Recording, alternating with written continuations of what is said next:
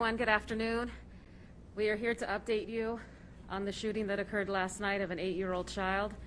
Chief Malik Aziz will do the presser right now. Good afternoon. I'll give you a brief update on where we are today, and I know it's been a concern of our citizens here who've been watching this horrific incident take place, unfold. I'll repeat, last night about 8:20 p.m.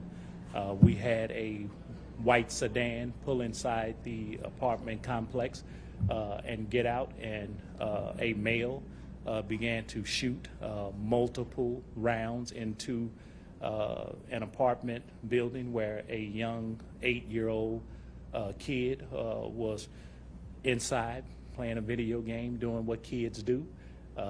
After a football school and football practice and living out his life, he was tragically hit by one of the rounds, and subsequently he succumbed to his injuries.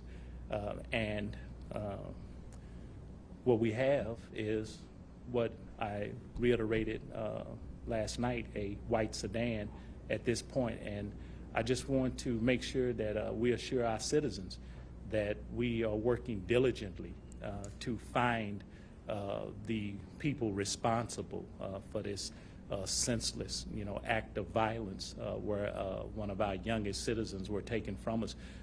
I say we have some of the best detectives in policing in the United States that's in policing. And here in Prince George's County, they've done a phenomenal job in the past of bringing people like this to justice so they can answer up to crimes like this that they have committed. We have some of the best police officers out here in units that go down and look for individuals and use every tool at our disposal. And last night, as well as today, I instructed the men and women who serve this county, daily for the best interest, to leave no stone unturned for this. We don't often have to say it, but when an 8-year-old is killed in a house and on a senseless act of violence, then we have to say it. And so I gave those instructions, and I can tell you that they've been out there since last night. They've been working so long, and hours and so hard because it hits really close to home, because many of us have children who are real children, and so the pain is real. And I spoke with the mother last night, who is a fantastic lady, and if you can imagine what's happening in their world right now. So we have to feel that as that family is grieving, we're grieving with them, and so my prayers and thoughts are with them. And I assured her last night that we would bring these people to justice, to answer for this crime. And the men and women who work for Prince George's County and serve the citizens, they agree with that. And that's where we are. And I'm expecting for us to work these promising leads that we have right now, and we bring this case to a closure, which is not the end for us, and it's certainly not the end for the family. There's a long road ahead when a young person like that is taken, so it's a long road ahead. But we're there to bring some kind of sense of justice to them, and we will. So with that said, that's where we are, and I'll open it up for questions. Yes, sir. Darcy Spencer from NBC4. Looking at where this happened, it appeared to be possibly two apartments side by side with glass. And the release said that there were people outside. Any reason to believe the apartment where the kid, young boy, was being targeted? And can you confirm? I wanted to think that he was not the intended target, but can you confirm that? Well, I will confirm that a young 8-year-old was not the intended target of such a senseless act of violence. And as tragic as it is, and with many more children around or young people around, it is that the young 8-year-old lost his life in it, and as bad as it is, it could have been much worse. But we know that the 8-year-old was not the target. Do you think the apartment where he was a target, or any more information on who they were actually shooting at? I don't have the information there in this investigative protocol that we're doing, that we would actually, put that out there if we believe. And some of it can border speculation. That's what investigations are. We put together what is, routinely called, hunches or information, and that's how we bring them together. So the only thing I really can confirm is that the 8-year-old was not the target. And we're going to get to what may have occurred out there, or what we believe to occurred. And sometimes what we believe to occur, they have to meet criteria and evidence and things like that. And that is why our investigative team is working so hard at trying to put the pieces together. Hi, Chief. Sierra Fox, reporter at Fox 5. There are more homicides this year in the county compared to last year. What do you think is the root cause, and what would you like to say to the people on the streets doing this? The root cause of violence is happening all around the nation right now, and what we're seeing, I think it would take, many, more criminologists or academicians to study this in a longer sense or longer terms, to see why is the uptick in violence happening across the nation. In places like Prince George's County, we have not been immune or exempt from that type of violence. And so there are many factors that go into it, and I've spoken on this in the past, with socioeconomic conditions and conditions of greed, drug dealing, people who are looking to make victims of other people without doing it the legal way. There's so many factors and variables that go into why violence will uptick, why it will increase in any given jurisdiction. But the outside, the point of view that we look at from the other side is that we have to make sure that some of these men and women, who are committing crimes, that we use every tool at our disposal to actually bring crime down, and that means arrest the people and carry out this criminal justice system till its fullest. And the police department is one cog in this wheel that goes around. It's one cog in the machine that is spinning. And we have to all play our part for accountability, including the perpetrators of such violence, that they have to answer up to that. And as a police department, we have to either prevent it or enforce the law, make arrests, and the prosecutors are obligated to prosecute some of these people who are committing some of these type of crimes.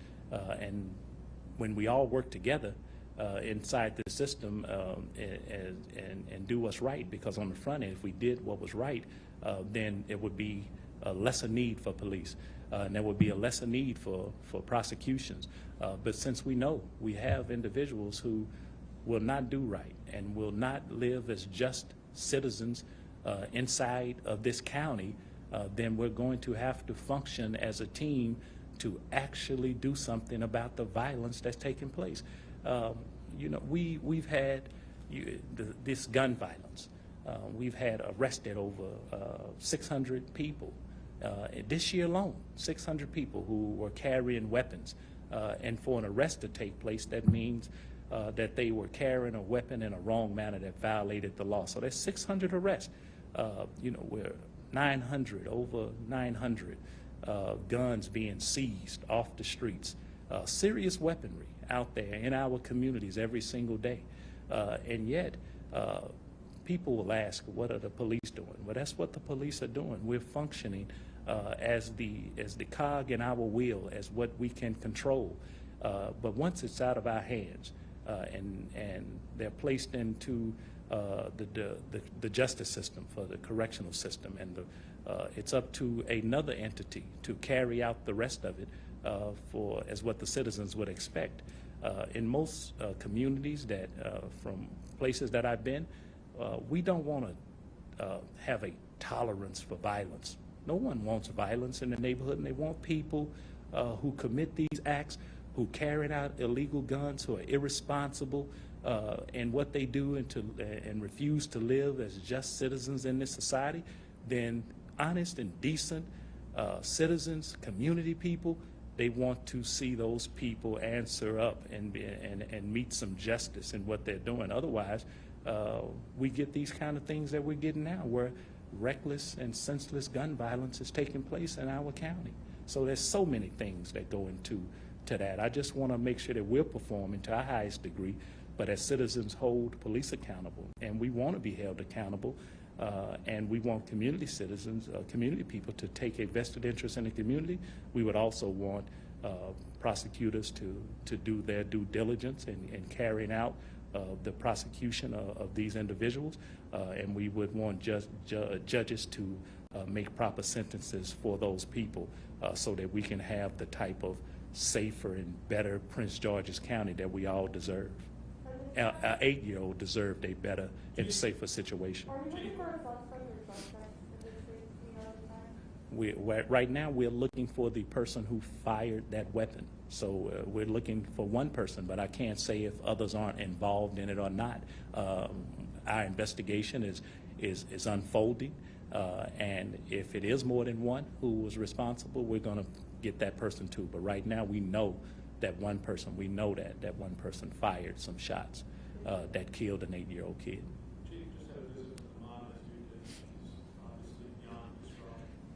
We've heard these cowards, not doing cowardly things. There's been a number of incidents like this, not too terribly far from where almost anybody fire departments, drive-by interviews. We say these guys are running around with guns, just shoot, shoot, shoot. Well, they have to have, well, we ask for compliance and cooperation. We're still on the prevention side of things. We would much rather have people not do those things, but they're out there, they're doing them.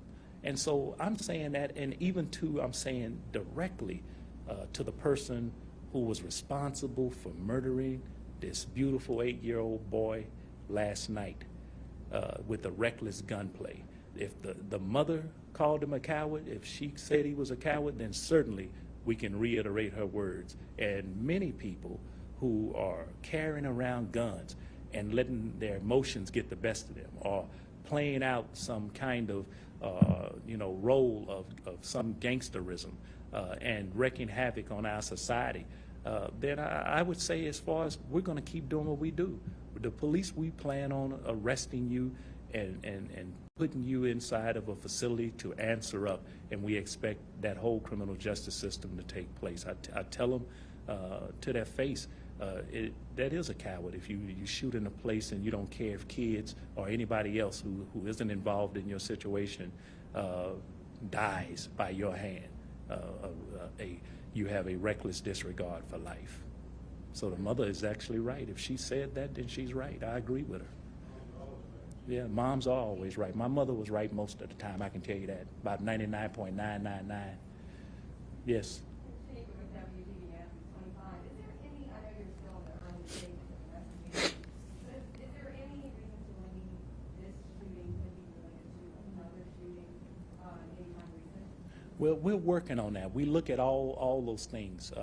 When you have something like this that takes place, for no reason at all, you don't see an apparent reason, that means there's an underlying reason.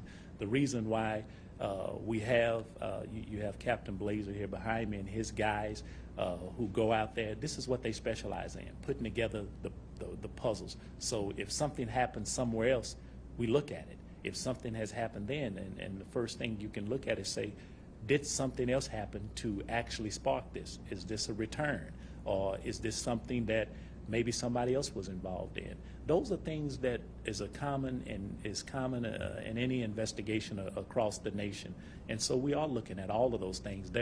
I spoke earlier when I say no stone will be unturned, and they are turning over those stones. They're putting together things that would make sense to see how they relate to why would a person show up in a neighborhood by residents who say that the police do a great job of patrolling here. We have a facility that's right across the way, that it has some property crime, but violent crime has been really very low, or even by some deals that they don't see it, and residents feel that way. So why would that occur?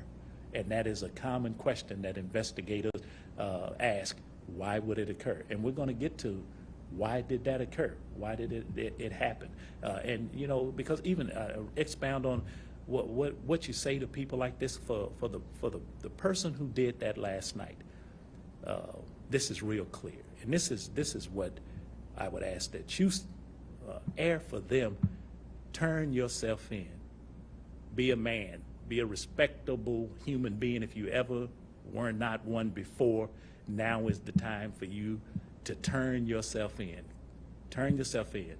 Come forward.